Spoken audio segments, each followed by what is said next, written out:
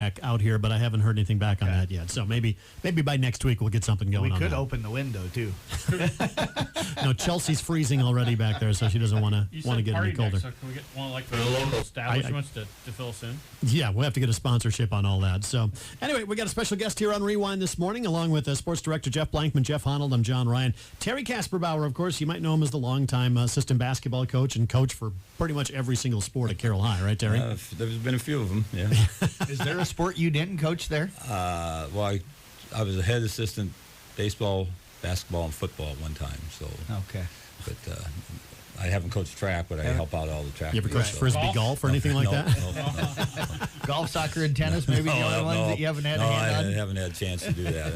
Maybe ran out of time someplace in there. But you're in here this morning because your team, when you were at college, 1976 team at Dakota State College, which is in Madison, South Dakota. I know it well. I had two brothers and a sister that both graduated from that college. You were part of the football program there, and of course, individually, you were put in the Hall of Fame about 8 years ago, but you went in as a team this last Saturday. How special was that? That was very special. Obviously, 43 years later, stories get better. It's amazing how good we really were. Even, we obviously had been good to be inducted to the Hall of Fame. And as one of the captains, it was really nice because I got to be a part of something special with guys you had a lot of fun with a long time ago. Yeah, when you think back, when you got together, was it just like time just didn't happen? That's right. It's amazing. We talk about it, too. When we get together, feels like we just were together yesterday. We did have 3 years ago, we were honored at halftime of the homecoming game, and some of the guys were back for that. So I had seen some of them 3 years ago, but there are a lot of them. It's been maybe 43 years since I'd seen them. So. Really? So you didn't stay in contact with all of them, a few of them? Kept in contact, but we didn't always see each other.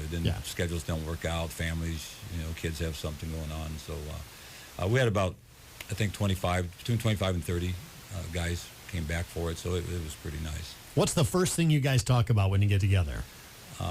Stories about... Can we tell the stories on the air? Well, yeah. See, he's thinking of an answer now. Veteran broadcaster there. Yeah. So when I went up there, it was actually we have individuals that also get inducted, and we had three captains my senior year. Two of us had already been inducted individually to the Hall of Fame. The third one was getting inducted this last weekend also, and he asked the two of us to introduce him. So we got to tell stories as we're introducing him. Mm-hmm. And one of my favorite stories about him is he came from Baltic, South Dakota. Now, if you know where Baltic, South Dakota is, about 30 miles from Madison. And I made a comment that he proved what a scholar athlete he was by recruiting him because he finished in the top 20 of his class at Baltic. But then you had to realize there were only 18 in his class of 1973. So that was fun to give him a little hard time. And then as a team, there's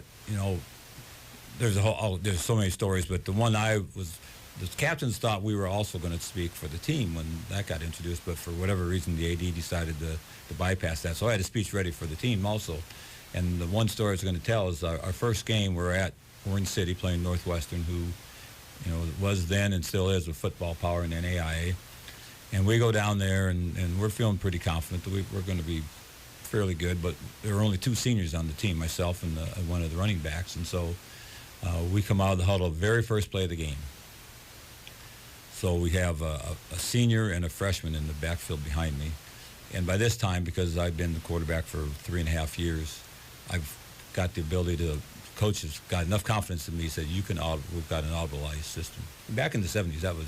Yeah, absolutely. So we come out the first play, and of course, Northwestern, everybody knows the senior's going to get the football, so I'm thinking I'm going to show everybody I'm going to audibilize. And so I audible into a play where I fake to the senior and give to the freshman, not realizing the freshman's just nervous as all get out. And he said later, I don't even remember feeling the ball or anything in my hand. Of course, he fumbles. I don't even think he got hit. He was just so nervous. He fumbles, and they recover at our 12-yard line. Very first play of the season. Well, fortunately, the defense held. We go on and beat them, and that kind of set the tone for the rest of the year. We overcome that first down of the season fumble, and we go on and beat them. Now, when is the next time the freshmen touch the ball after that? We waited a few series before we got it. But, I was going to say, did you get a chance to audible the rest of that game? Yeah, yeah. And so I publicly apologized to him Saturday because he did come back. And ironically, both of those backs were from Randolph, Massachusetts. Really? Went to the same high school. They were Really? 3 years apart and hardly knew each other because it was a big high school. But they came from Randolph, and but he ended up being a pretty good player himself by the time he was a junior and senior. Now, how did you wind up at Dakota State? Because, I mean, obviously you graduated here in Carroll. Kemper, right? Yep. Yeah. What year was that? That was 73. 73? A fellow by the name of Joel Swisher, and if you're in South Dakota in the 70s, that was a big name. His dad, Clark Swisher, was a big name in South Dakota. In fact, the football field up at Aberdeen Northern State College is named after Clark Swisher. Well, Joel Swisher was about a 30-year-old first-time head coach. He just gotten the job. It was his first year, and he was recruiting like crazy. And I can still remember him coming several times to my house down on Whitney Street and sitting around the table. We had, at that time, 9 kids. I was going to say, you went with the whole army of Kasperbauer kids. Yeah, and on just actually fitting right in like he was one of the kids, and then showing up in the spring at a track meet in Sac City. So I thought, you know what, this guy must want me pretty bad. And found out years later, Dan Bach was the head football coach, and Dan told me years later that the two of them had been in touch a lot during that time, which I didn't know. And he was the only person I knew when I got to Madison, South Dakota, obviously, was Joel Swisher. In fact, first time I was in Madison, South Dakota was the day before our first football practice. I had never even visited the campus. You'd never even looked at the campus. I was like, you know what, that's far enough away. I don't want to go where everybody's going. You know, at that time, everybody was going to BV or Iowa State, you know, like they are now. It's like, I want to go somewhere where I'm just kind of unknown. Yeah, that is very cool. It's a little unlike recruiting these days. No, it really is, yeah. You weren't getting constant daily messages and things like that. You know, we didn't go on, I made a couple of trips to other places, but it wasn't like it is now where you got the official visits and all that goes on with it. So did he only recruit you out of the family, or was he trying to recruit some of the brothers too? You know what? I don't know how many. I'm the oldest of 10, and then 5 girls came after me. Okay. So by the time the next boy came, I was long gone. So the bottom 4 are boys. So let's talk about that 76 team. You guys put up some huge numbers. I mean, you had, what was it, 2 games with 5 touchdowns? Yeah. And I'm thinking 1976, offenses were not that wide open then. No, we weren't. It was 3 yards in a cloud of dust. We ran the Delaware wing tee, which I don't even know what that is. Yeah. Ironically, when I came back to Carroll and coached under Terry Ballman, he ran a very similar offense, but we ran the slot tee. So it was basically, it was amazing because it's a lot of the same plays out of it. But, so you knew it forward and backwards. It was really weird that. I think one of the assistant coaches 8 years ago when I went into the Hall of Fame said it best, said he wasn't the fastest and he didn't have the strongest arm, but I knew the plays and I knew how to throw the ball so that guys could catch it. So play action passing was a lot of it.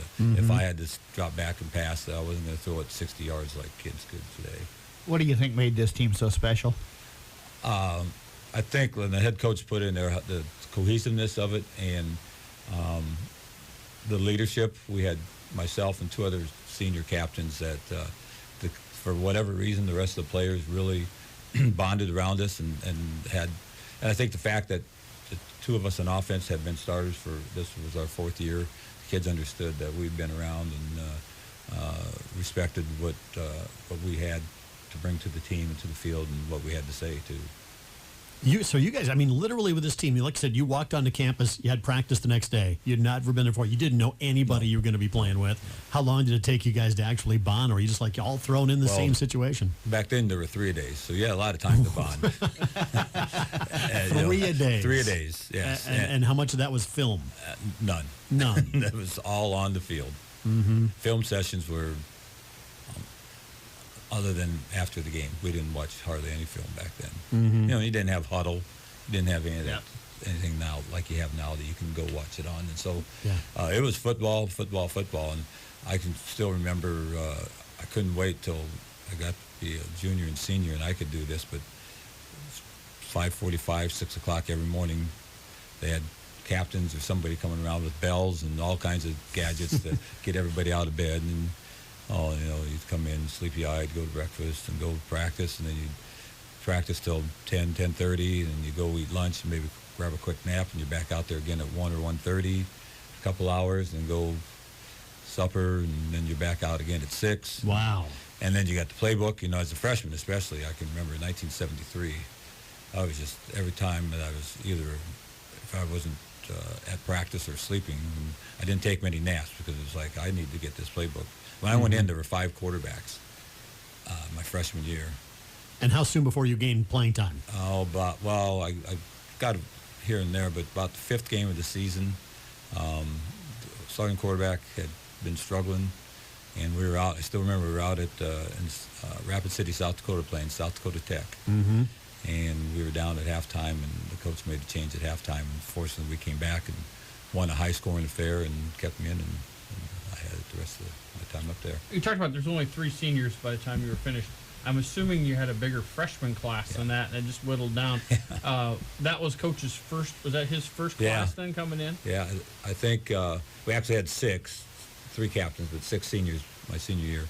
But we started out, I believe we kind of thought we had between 45 and 50 freshmen that came in. We had close to 100 kids that first fall camp, and with 3 days you weed them out pretty fast. I mean, I told you we had 5 quarterbacks, and after we went through the first sessions of throwing and all that, I'm thinking I might be 5th team right now because some of these guys, you know, we had a kid, a left-handed quarterback, and still seeing him throw, and he threw so hard. I can still remember receivers, ball going through their hands and sticking right to their face mask because he just threw it so hard. And a split end that was at the reunion, who was a freshman when I was a senior, said he remembers telling the other receivers how my passes were the easiest ones to catch. I just had a way of being able to pass. That's because I couldn't throw it 100 miles an hour like that. That's why. You threw the changeup. He threw the fastball. Yeah. What was that when you think back at that season? What was the big moment, the big win that you guys had, the signature win? Well, the Northwestern one was pretty big, but then conference-wise, we played Huron about the 3rd or 4th game of the year, and we were both ranked in the top 15, and we held on and beat them. And then we got to the end of the season, and our last game of the year, we got to go to Wayne, Nebraska, to play Wayne State, who's Division II now NCAA. Back then, they were Division III. And the year before, they had just put a whooping on us at our homecoming. Like, it was 45-14.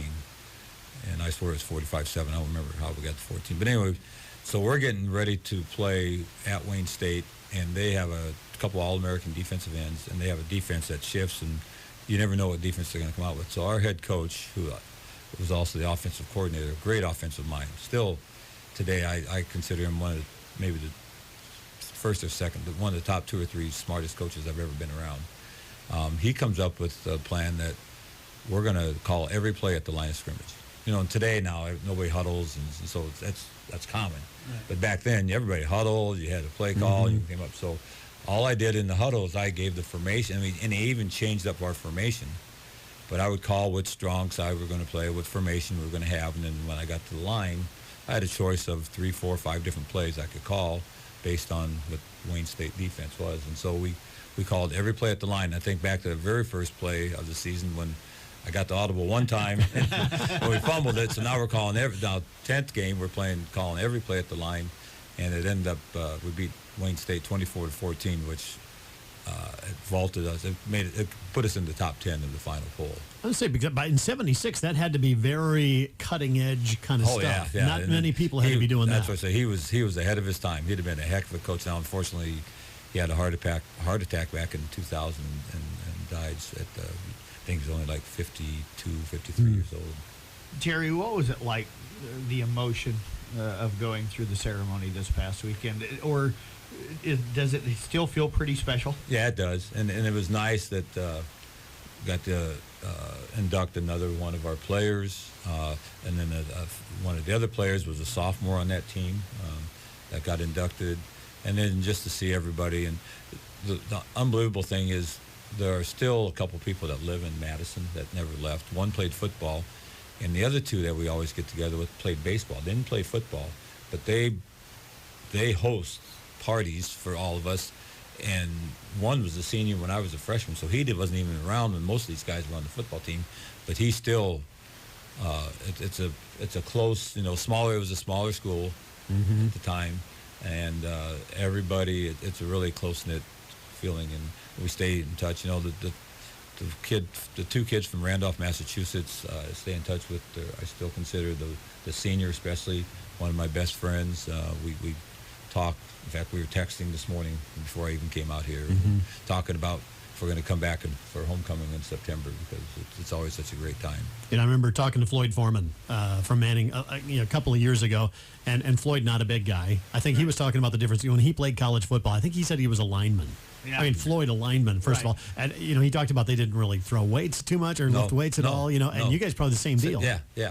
In fact, the kid that got inducted this weekend, he came out of Baltic as a quarterback and said the first practice he's playing offensive tackle. And then his senior year, he started at linebacker, 180 pounds. Yeah. 180-pound linebacker. It's the size and the speed of the game, I think, has just been amazing. It's crazy. But anyway, a lot of fun. Do you guys have film from back then? Did you get together and watch any of that? No, we didn't.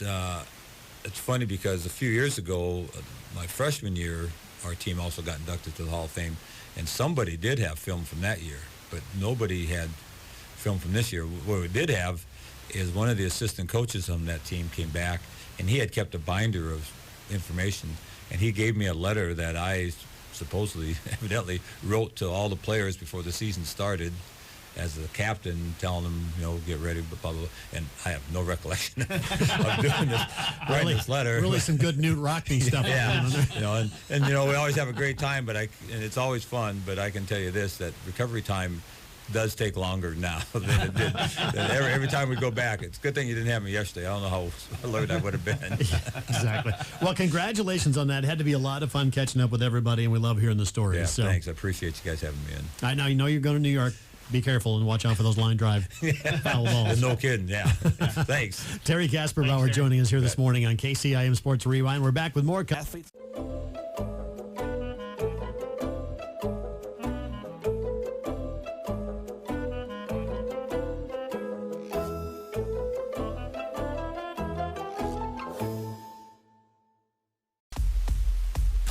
It is KCIM Sports Rewind. Our thanks to Terry Kasperbauer, longtime assistant coach and baseball. I mean, you name it, every sport at Carroll High. The man was Carroll High sports for a long time. One of the best coaches I've ever been around. I mean, it doesn't matter what sport. He had the knowledge and had the skill set to make it work. And he has a way, I think, of getting it to the kids so that they understand it and helping develop them into the players that they become. Well, he talked about how he took a lot from the coach that he was with, and you could see that in him. He didn't jam a system down somebody. He took what the skill set was of the kid, worked with it. They didn't have to be the strongest or the fastest. He took what they had and tried to make them better with that. Mm-hmm. I love hearing the old-time stories, by the way. Yeah. I don't care. I don't have to know the team, but the stories are awesome. Absolutely. Should have asked him if they were still wearing leather helmets back then. We talked about the guy throwing the passes and sticking in the face mask, so at least we know they had it back then. So we got to wrap up girls golf and soccer. It kind of came to a quicker conclusion with soccer than we wanted to, but golf made it to the state tournaments, and a little iffy weather going on. Last time we talked to you, Jeff, you were hiding under a tree. We were thinking. Yeah. We were doing the lightning dance. Yeah, I even jumped a creek while I was on the phone with you guys. Oh yeah, that's that right. Morning. Yeah, but it was a crazy. Most of the time we jump the shark here on this show, not the creek. Boy, if that's not. I tell you what, you tip your cap to the girls from Carroll and IKM Manning, and also Katie Schweers from Kemper, of just having to play through what they had to play through last Tuesday and Wednesday. Wednesday, a much better day and stuff. At least they were able to get those events in and get them completed, unlike the boys who had to wipe the second day off. But really good showing, I thought, for the Carroll girls. They finished up in 8th place overall. They were in 5th after day one, or most of day one. But I thought golfed really well. Laura Sweeney finished 18th overall. That Otter Creek course it's hilly. It's brutal. It's a brutal course. It is. It's hilly. There's not a lot of trees on it, but where's it at again? It's in Ankeny. It's right off the Interstate 35. It's kind of a link style course. You got a lot of tall fescues, and it's a ball eater. Yeah, and if you don't hit it straight, you're in some trouble. And I thought they played well over those 2 days. Still a young group, so they're going to be talented in the future. Katie Schweers had a really good job. She finished 20th for Kemper up at the Ames Golf and Country Club. I knew there was creeks up there that I was jumping over in streams that weren't supposed to be there on Tuesday. Saw pictures on Wednesday, even though the sun was out, there were still rivers running through the course. So she did a great job just battling those 2 days on her own. And then Cam Manning ended up finishing 10th in Class 1A over at Marshalltown. That, too, is not an easy course. It's fairly long. There's a lot of water in the course, and it was really drenched from the week before. So that was just a tough course to play.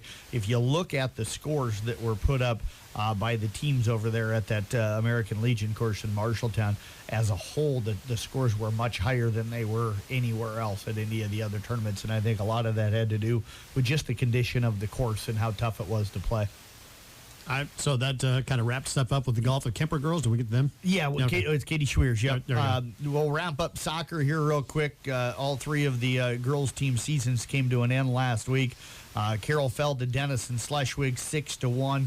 A young team that started playing better, I think, as the season went on, and really, I think there's some good things in the future for the Carroll girls. The ESAC girls' first year with the program, playing at the high school level. They were a club, and they had played with the boys in years past, so this is the first year playing by themselves. They lost to a Gilbert team that was ranked at number 1. Yeah, that's yeah. just not a fair draw going on there. Absolutely. And then Kemper, you look at the score, they gave up 2 penalty kick goals of their own, ended up losing 4-1 to Gilbert. That was a really tight match all the way through. They played really, really well. I know Coach Massey was really pleased with the effort. The girls were really disappointed. If they'd have gotten a win there, and it was going to be hard with Gilbert being number 1, but if they'd have gotten a win there, they'd have had a chance to probably playing at the state girls soccer meet. But, great season for them, and just an outstanding effort. They went over there not intimidated at all to play Gilbert, and that's always a good thing. And then we'll wind up with girls state tennis. That was last Wednesday. I did survive stepping out of a vehicle in Iowa City. I was worried that when your foot hit the ground, it didn't burn even a little bit? Okay. No, and I did have to stand amongst the Hawkeye Tennis Center with all the, all the Hawkeye emblems everywhere. It was not an easy. I was not the only one. There was a lot of Iowa State fans over there that you could see the smoke rising off of them as well. We were hoping you'd soak a little of that in and maybe cure you a little bit. But Isabel Schwabi, a tough break for her. She had to play Sophie Walker out of Red Oak in the first round. Them two have seen each other a lot. Ended up losing that first one 6-2, 6-2, though. All of the points were deuce, add in, add out. I mean, they were long points. In fact, one of the Red Oak guys that was there, he officiates basketball and stuff like that. So I've seen him over the years, and we were talking, and he's like, "Are you broadcasting this today?" And I says, "No." He goes, "I was wondering." He says, "Because as long as these points are, you could go for lunch and only miss 1 point, and stuff." So, but she ended up losing that. Don't want to say that she got totally robbed in her first round consolation, but they don't have officials. They don't have line judges at the girls' state tennis tournament. So it's up to the players to call in or out. The young lady she lost to in the second set, or in the second match of the day, didn't see real well, I don't think, in the first set. There were several balls that were right in front of where I was standing that were in by 6-8 inches that were called out. I think it got Izzy a little bit maybe off of her game mentally because she knew they were in. It was frustrating to her. I tip my cap to her because she never retaliated by, trying to do the same thing. They did end up getting a judge over to watch the second match, an official over there to kind of watch the second match. It sounded like in that second match that there was a few times that she went out. Oh, no, excuse me, that one was in because she was still doing the same thing. But Izzy ended up losing that first-round consolation match, which ended her season. And then the doubles teams of Samantha Shorty and Abby Bass had to take on a Waverly Shell Rock team that was really good in the opening round. I think they were the 3 seed. Ended up losing that. Bounced back, though, to win the first-round consolation matchup against a team from Fairfield, and then ended up losing in the second round of the consolations to a team from Davenport Assumption. So their season came to an end on Wednesday as well. But one quick note, one of the young ladies from Fairfield in that second match, she's 13 years old, a freshman. She's really, really small. I tell you what, there's a really bright future for that young lady. A lot of people over there were talking about when she probably starts to become a singles player in the future, she might be one of those kids that ends up winning a state championship or two. So that was a good win by Abby and Samantha to be able to get past her in the second round. Yeah, there's some skill there, definitely. Absolutely. As soon as they mature that. But, yeah, that is a tough way to end it. But, if you're going to end it, I talked to Bruce, Abby's dad. Well, I was saying, if you're going to end it, man, that's everybody's goal is to end it at the state tournament. So that's where they did. Congratulations to them. And nerves might have got them a little bit in that first match the other day. Possibly. Yep. All right, we're going to talk a little baseball, softball, and a little something that Jeff Blankman's going to be doing here coming up at the end of this week. Slow down, slow down, slow down, slow down. You need to slow down, slow down. You need to slow. KCIM Sports Rewind, Sports Director Jeff Blankman, Jeff Honnold, John Ryan along with you here this I'm morning. not comfortable when they're back there giggling. Well, Just so especially you when know. I hear it's Stacy Belcock, so we must have gotten a comment from Stacy. Go Hawks. And, he made sure he tagged you. I'm not surprised in that. Boy, Stace. Well, he's just got a lot of time to comment. So Yeah. I did have a lady last night tell me that she enjoys listening to this show every Tuesday. Okay. okay. Thank you. I was about ready to call 911 and get her called off. But, Well, tell your mom thanks for it that. wasn't my mom. My mom wasn't listening. Are you crazy? We got to talk about baseball, softball. Let's quickly hit on that, and then we're going to talk about what you're doing on this weekend. Just wanted to throw out some kids had some home runs last night. Lexi Branning from IKEA Manning had a solo shot. Kenzie Schoen at Kemper had a solo home run last night. Carol Wilkin didn't hit a home run for ESAC, but threw a no-hitter through 3 innings. And their 12-0 victory at Pokey last night. Jalen Rosenbeck from Coon Rapids Bayard also had a home run in their win over at Booyer Valley last night. So congratulations to those players. Got some teams really playing pretty well right now. I'm interested in the Carroll and South Central Calhoun softball matchup. I really like this Carroll team right now. And South Central Calhoun, a much improved team than what they've been in the past. Got a group of young girls that really like softball and play it during the off season, and they're certainly playing better right now. So it's going to be kind of an interesting matchup to see where both of them are at coming. If you can get into that the good season. young core going, you've got a solid program for years. Absolutely. in softball, When you're especially. just starting to get into that injury bug, too. So, it's starting to get to where teams are slipping a little bit. I think we had one last night at Kemper. And so that also throws a wrinkle into everything. Yeah, the young kids are where it's at, because as we talked last week with Randy Snyder, he said he's only got 2 seniors out this year. Everybody else is like freshmen on the team. So you're just dealing with very young players, and as soon as if you can get that young core to stay together, you got something special. Yeah, I was up at the CYO the other day and was looking through the rosters, and I was talking with Coach Borman, and we were kind of surprised that one of the teams up there actually had 6 seniors on the team. Wow.